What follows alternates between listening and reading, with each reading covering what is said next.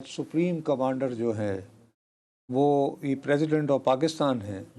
तो ऐसी तरमीम की जाएगी कि जिसमें फील्ड मार्शल जो हैं वो सुप्रीम कमांडर हो जाए। 3 नवंबर के दिन उन्होंने एक गेम खोल दी और 3 नवंबर याद रहे वो दिन था 2007 का, जिस दिन जनरल मुशर्रफ ने एमरजेंसी लगाई थी जिसको लोग मार्शल लॉ प्लस कहते हैं। तो उन्होंने कहा कि भाई ये शहबाज हुकूमत एक और 3 नवंबर दोहराने जा रही है। देखिए, बिलावल साहब ने 27वीं आईनी तरमीम की ना सिर्फ खबर ब्रेक की बल्कि तरकीब भी बता दी ताकि आप और मैं गलत खदशात और अंदाजे न लगा। मैंने 7 पॉइंट आपको बता दिए, आपने गिनवा दिए 7 पॉइंट, लेकिन इन पॉइंट्स पर आने से कबल मैं आपको एक बात ज़रूर कहना चाहता हूँ कि आप अगर सोशल मीडिया का बगौर जायज़ा लें तो उसमें लोग जो हैं वो सराह रहे हैं जो पीपल्स पार्टी को अभी भी पसंद करते हैं और दिलो जान से उसको समझते हैं कि ये ताकत का सरचश्मा अवाम है वाली पार्टी। ठीक, तो वो रंजिशी सही में एक मिसरा है ना, अब तक दिले खुश फहम को हैं तुझसे उम्मीदें। तो उनका ये कहना है कि ये बिलावल भुट्टो साहब ने बहुत इंटेलिजेंट कार्ड खेला है। 3 नवंबर के दिन उन्होंने एक गेम खोल दी और 3 नवंबर याद रहे वो दिन था 2007 का, जिस दिन जनरल मुशर्रफ ने एमरजेंसी लगाई थी जिसको लोग मार्शल लॉ प्लस कहते हैं। तो उन्होंने कहा कि भाई ये शहबाज हुकूमत एक और 3 नवंबर दोहराने जा रही है। उसमें उन्होंने ये नहीं कहा, उन्होंने कहा कि हम आज वो ये कह रहे हैं, मैंने जो तुम्हें कह रहा था कि भाई चलो एक रास्ता वो ढूंढ लिया। ये लोगों का ओपिनियन, कुछ कुछ जो समझते हैं जो कि बहुत स्टॉन्च अभी तक पीपल्स पार्टी के हामी हैं और मद्दा है। बाकी जो लोग हैं उनकी अक्सरियत जो है सबसे ज़्यादा तवज्जो मबसूल की हुए है आर्टिकल 243। वो सोशल मीडिया और उसके हवाले से पतंगबाजी ये हो रही है कि जी चूँकि गज़ा में फ़ौज भेजनी है, तो पार्लिमान से इजाज़त वाला जो है वो मामला 243 में तरमीम करके ख़त्म कर दिया जाए। हाँ, लेकिन वो एक अहमकाना बात है। और मेरा ख्याल है कि आज DGSPR ने उस पर एक सवाल पूछा गया था 243 पे ही, शायद शहजाद इकबाल ने पूछा ये सवाल, उस पर DGSPR ने जवाब दिया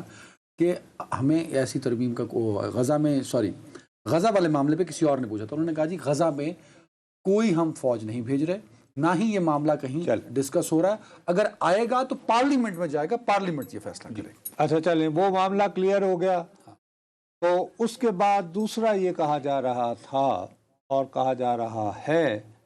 कि जी अभी तक इस आर्टिकल के तहत सुप्रीम कमांडर जो है वो ये प्रेसिडेंट ऑफ पाकिस्तान है,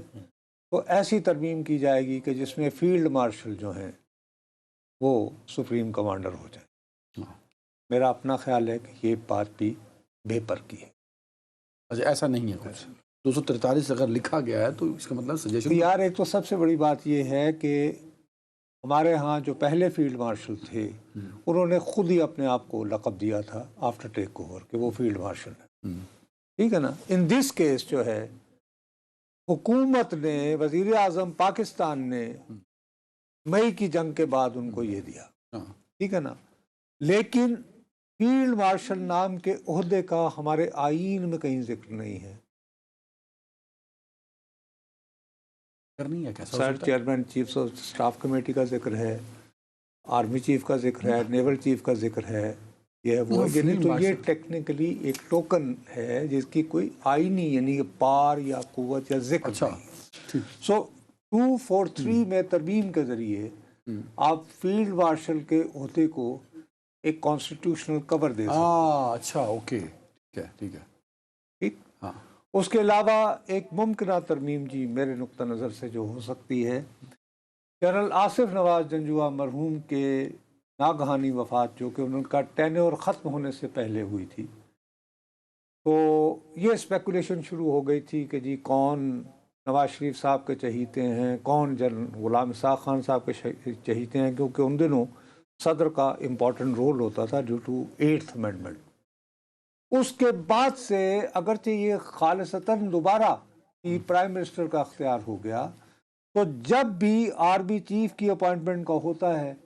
तो मुसलसल स्पेकुलेशन होती है और 6-7 जर्नलों के पूरे रिज्यूमे करके, तो आप वो जैसे चलाए जाते हैं। आप जैसे पढ़े लिखे लोग जो फौजी अमूर के बड़े माहिर होते हैं, वो फिर ये भी बता देते हैं कि इन साहब इंजीनियरिंग से शुरू हुए थे, इनकी ये खूबियाँ खामी, वैसे कोई नहीं बताता कि यार कल अगर हो गया तो है ना मैंने हो गया था, तुम्हें कह रहा था। अगरचे हमारे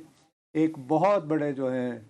वो होते थे अपने आप को फौजी अमूर के माहिर समझने वाले, आप जैसे आजकल वैसे अमेरिका में होते हैं, वो टब में जो बैठा करते थे, उन्होंने एक साहब का नाम लिया था और उन्होंने कहा कि वो कोई अपना इतने अच्छे सूटेबल आदमी नहीं है, लेकिन वो फिर वो हो गए थे वही जिनको उन्होंने बुरा कहा था, राहिल साहब, और फिर उन्हीं का ही वो, ठीक है जी, होता है ज़िंदगी में, ठीक है, इट्स पार्ट ऑफ लाइफ।